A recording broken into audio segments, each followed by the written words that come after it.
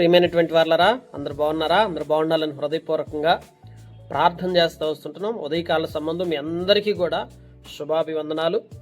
ఉదయకాల సంబంధం దేవుని వాగ్దానం మనం చూస్తూ వచ్చినప్పుడు 2 తిమోతి 2వ అధ్యాయం 21వ వచనం, ఘనత నిమిత్తమైన పాత్రయుండును. నిజంగా ఒక వ్యక్తి జీవితం ఘనత నిమిత్తమైన పాత్రగా ఉండాలి. దేవుడండి ఈ వాగ్దానం మనకి ఇచ్చున్నాడు. దేవుడు మనల్ని ఎందుకు రక్షించాడు, ఎందుకు మనల్ని ఆయన కొరకు ఆయన పిల్లలుగా చేసుకున్నాడంటే మనందరము కూడా ఘనత నిమిత్తమైన పాత్రగా ఉండాలి. దేవుడు మనకు చాలాసార్లు అవకాశాలు కల్పిస్తుంటాడు. ఒక వ్యక్తి అప్పుల పాలైపోయి తినటానికి తిండి లేక భయంకరమైన దుస్థితిలో పడి ఉన్నప్పుడు మరొక సహాయం చేయాలనే మనసు ఉన్నటువంటి వ్యక్తి వచ్చి అతని అప్పులంతా తీర్చి అతనికి మంచిగా ఆహారం పెట్టించి అతనికి కావలసిన కొంత అమౌంట్ కూడా అతనికి ఇచ్చేసి అతను ఎంతో ఆదరించి అతన్ని బలపరుస్తాడు. ఇంకెప్పుడు లోకపు ఆశలతో బ్రతకొద్దు, ప్రభువైన యేసుక్రీస్తు వారిని నమ్ముకొని విశ్వసించి మారు మనసు పొందమని చెప్తాడు. చెప్పినప్పుడు అతను గతంలో దొంగతనాలు చేసేటువంటి వ్యక్తి. దేవుని బిడ్డలారా, ఈ డబ్బులు ఇచ్చిన తర్వాత దొంగతనాలు మానుకొని మంచి మనస్సాక్షి కలిగి జీవిస్తాడనే ఉద్దేశంతో అతనికి సహాయం చేశాడు. కానీ అతను ఏం చేస్తూ వచ్చాడంటే ఆ డబ్బులు తీసుకొని మరింత అధికముగా దొంగతనాలు చేయడం ప్రారంభించాడు. ఇంకెక్కువ దొంగతనాలు చేస్తున్నాడు. అలా దొంగతనాలు చేస్తూ చేస్తూ అతనికి శిక్ష వేయటానికి కోర్టులోకి అతను హాజరు చేశారు. అప్పుడు అక్కడ జడ్జి గారు కూర్చొని ఉన్నారు. ఈ జడ్జి గారు ఎవరంటే, ఎవరైతే అతని జీవితంలో నిస్సహాయ స్థితిలో ఉన్నప్పుడు సహాయం చేస్తున్నాడో అతనే ఇప్పుడు జడ్జిగా ఉన్నాడు. వెంటనే ఇతను అంటాడు, ఆనాడు మీరు నాకు సహాయం చేశారు కదా, మరి ఇప్పుడు మీరే జడ్జిగా ఉన్నారు, ఈరోజు నేను కూడా మళ్ళీ మీ ఎదుట వచ్చి నుంచున్నాను కనుక ఇప్పుడు మీరు నాకు సహాయం చేయమని అతను అడగటం జరుగుతూ వచ్చింది. అప్పుడు జడ్జి గారు చెప్పాడు, అప్పుడు నేను దయగల మనసుతో మంచి మనసుతో నువ్వున్న కష్టాన్ని చూసి నీకు సహాయం చేశాను. కానీ ఇప్పుడు నేను ఒక న్యాయాధిపతిని, ఒక న్యాయాధిపతికి నీతి అనేది ఉండాలి కనుక ఇప్పుడు నువ్వు చేసింది భయంకరమైన పాపపు ఆలోచనతో కూడుకున్నది కాబట్టి ఇప్పుడు ఒక న్యాయాధిపతిగా నేను నీకు తీర్పు తీర్చాల్సిన అవసరం ఉందని తీర్పు తీరుస్తాడు. తీర్పు తీర్చి శిక్షకు అప్పగించడం జరుగుతూ వచ్చింది. ఈరోజు ఒకసారి మనం ఆలోచించినట్లయితే దేవుడు ఈ భూమి మీద ప్రతి మనిషిని కూడా ఘనత నిమిత్తమైన పాత్రగా వాడుకోవాలనుకుంటున్నాడు.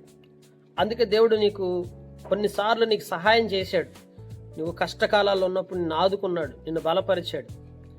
కానీ నిన్ను ఆదుకున్నప్పుడు, నీకు సహాయం చేసినప్పుడు నీవు తిరిగి ఆ సహాయానికి కృతజ్ఞతాపూర్వకంగా నీ జీవితాన్ని అర్పించుకుని దేవునికి మహిమకరంగా, దేవుని ఘనత నిమిత్తమై నువ్వు ఒక మంచి పాత్రగా ఉండాల్సిన నీవు మరలా ఆ పాపపు లోకంలో పాపపు ఆలోచనలతో నువ్వు బ్రతుకుతూ వచ్చినప్పుడు, కృతజ్ఞత లేని నీ జీవితాన్ని చూసినప్పుడు దేవుడు ఎంతగానో కలత చెందుతున్నాడు. ప్రియమైనటువంటి వాళ్ళారా, గమనించండి. ఈ ఉదయకాల సంబంధం మనం ఆలోచించినట్లయితే దేవుని వాక్యంలో మనం చూస్తూ వచ్చినప్పుడు యేసు ప్రభు వారి దగ్గరికి 10 మంది కుష్ఠరోగులు వచ్చారు.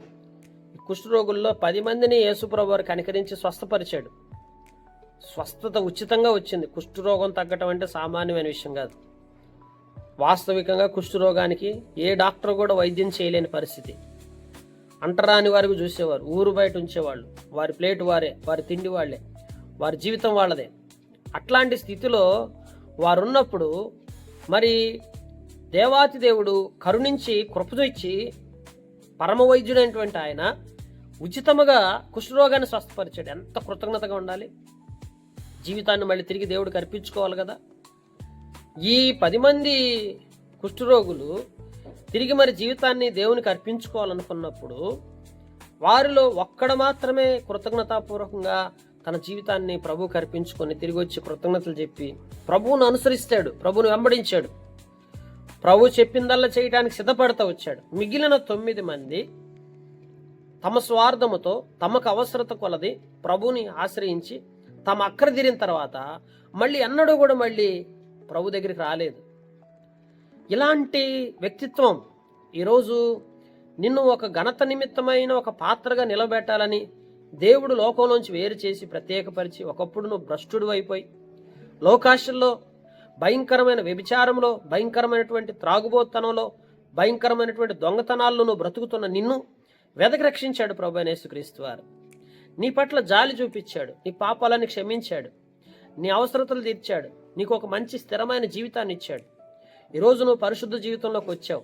కుటుంబ పరంగా నెమ్మదిని, శాంతిని అనుభవించే వ్యక్తిగా, రక్షణ పొందుకొని ఆ నిత్యరాజ్యానికి వారసుడుగా చేయబడిన నీవు ఆయన పట్ల కృతజ్ఞతాభావం కలిగి తిరిగి నువ్వు ఘనత నిమిత్తమైన పాత్రగా నువ్వు వాడబడాలి.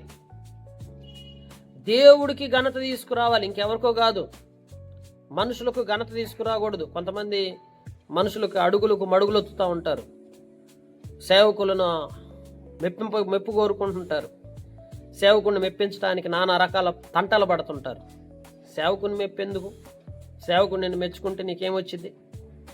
లేదా సేవకుడు నిన్ను గద్దించి ఖండిస్తే నువ్వు సరే అవుతావు. ఇంకా ఒకవేళ నేను మెచ్చుకుంటే ఏ ఉపయోగం ఉండదు. మెప్పు ఇంకా నీ జీవితాన్ని పతనం చేస్తుంది. గమనిస్తే అందుకని వారి జేబుల్లో ఏదో తీసుకొచ్చి పెట్టి, వారికి ఏదో చేసి, వారిని బలపరిచి, వారికి ఏదో మెప్పు తీద్దామని ఉపయోగం లేదు. మరేం చేయాలి? దేవుడు ఘనత తీసుకురావాలి. నిన్ను ఒక ఘనత తీసుకొచ్చే పాత్రగా దేవుడు నేను ఏర్పరచుకున్నాడు. ఆయన కొరకు రోషం కలిగి, అయ్యా నీ కొరకు నేను సువార్తకు వస్తా, నీ కొరకు నేను సిలువనెత్తుకుంటా, ప్రతి పరిచర్య నేను ఉండి చేస్తా, నా వంతు నేను నీకు సమర్పించుకుంటానయ్యా, నీ కొరకు నేను క్రయం చెల్లిస్తానయ్యా, ఎంత కష్టమైనా నేను భరిస్తానయ్యా, ఏ పనైనా నేను చేస్తానయ్యా అని నీ జీవితాన్ని మళ్ళీ తిరిగి దేవుడికి సమర్పణగా, అట్లీస్ట్ నీ జీవితంలో మొత్తం దేవుడికి సమర్పించకపోయినా అట్లీస్ట్ కొంత భాగమైన దేవుడికి నువ్వు సమర్పించుకొని దేవుని కొరకు క్రయం చెల్లించగలిగితే అది కృతజ్ఞతాభావం. ఆ కృతజ్ఞతాభావం నీలో ఉందా? అప్పుడే నువ్వు ఘనత నిమిత్తమైన పాత్రగా దేవుడు నేను నిలబడతాడు. నీ ద్వారా దేవునికి అత్యధికమైన ఘనత వస్తుంది. దేవుడు నిన్ను ఆశీర్వదిస్తాడు. ఆ రీతిగా ఆశీర్వాదకరంగా చేయబడాలని దేవుడు కోరుకుంటున్నాడు. అటు రీతిగా ఉండేలాగా దేవుని సహాయం కొరకు వేడుకుందాం, ప్రార్థన చేసుకుందాం. పరిశుద్ధుడైన దేవా, ప్రేమ కలిగిన మా తండ్రి, మహిమాన్వితుడైన మా ప్రభువా, ఈ వాక్యమును వింటున్న ప్రతి నీ బిడ్డని ఘనత నిమిత్తమైన పాత్రగా మీరు ఏర్పరచుకొని మీకు ఘనత తెచ్చే వ్యక్తులుగా ప్రతి ఒక్కరిని బలంగా వాడుకొనండి అయ్యా. మీ నామానికి మహిమకరంగా చేయండి. మహిమయు ఘనతయు ప్రభావం మీకు ఆరోపించుకుంటూ యేసుక్రీస్తు ప్రభు నామం పేరిట ప్రార్థించి అడిగి పొందుకొని ఉన్నాం తండ్రి. ఆమెన్. మన తండ్రి దేవుని ప్రేమయు, కుమారుడు యేసుక్రీస్తు ప్రభు కృపయు, పరిశుద్ధాత్మక అన్యోన్య సహవాసం సదాకాలం మనందరికీ తోడే నడిపించును గాక. Amen. Praise the Lord. God bless.